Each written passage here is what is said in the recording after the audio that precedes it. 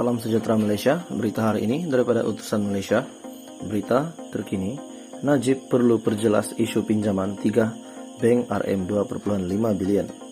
Johor Bahru, bekas Perdana Menteri Datuk Seri Najib Razak harus menjelaskan kedudukan sebenar proses kelulusan pinjaman sebanyak RM 2,5 bilion tanpa cagaran kepada syarikat berkaitan judi, iaitu Genting Hong Kong, pada tahun 2012. Ketua Penerangan Perikatan Nasional ataupun PN Johor Muhammad Solihan Badri berkata, Najib yang juga Menteri Kewangan ketika itu sudah tentu telah mendapat nasihat daripada Bank Negara dan Kementerian Kewangan ataupun MOF berkenaan pinjaman tersebut.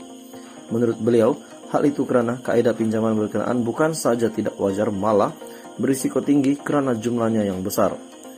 Walaupun kelulusan pinjaman bukan ditentukan MOF atau pemegang saham, namun Khazanah Nasional Berhad, Kumpulan Wang Simpanan Pekerja KDBLSP, dan Permodalan Nasional Berhad PNB. Justru Najib perlu ada kebertanggungjawaban dalam isu ini kerana ia melibatkan pinjaman menggunakan wang rakyat dan pencarum dengan satu jumlah yang amat besar. Tambah Muhammad Solihan, walaupun pemegang saham tidak terlibat dalam operasi harian sesebuah syarikat, tetapi itu tidak bermakna Menteri Kewangan tidak boleh menegur syarat-syarat pinjaman jika didapati rapuh atau berisiko tinggi.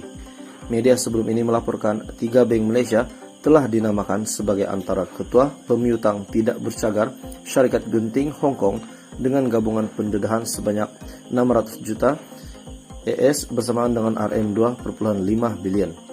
3 bank terbabit adalah Khazanah Nasional CIMB, Agensi Pelaburan Bumi Putra PNB Maybank, dan Skim Persaraan Swasta KDBLSP RHB. Pada 29 Januari lalu, Menteri Kewangan Tengku Datuk Seri Zafrul Tengku Abdul Aziz dilaporkan berkata, pemberian pinjaman tanpa cagaran kepada syarikat Genting Hong Kong bukan ditentukan MOF, Kementerian Kewangan, atau pemegang saham, sebaliknya keputusan yang ditentukan bank yang terlibat.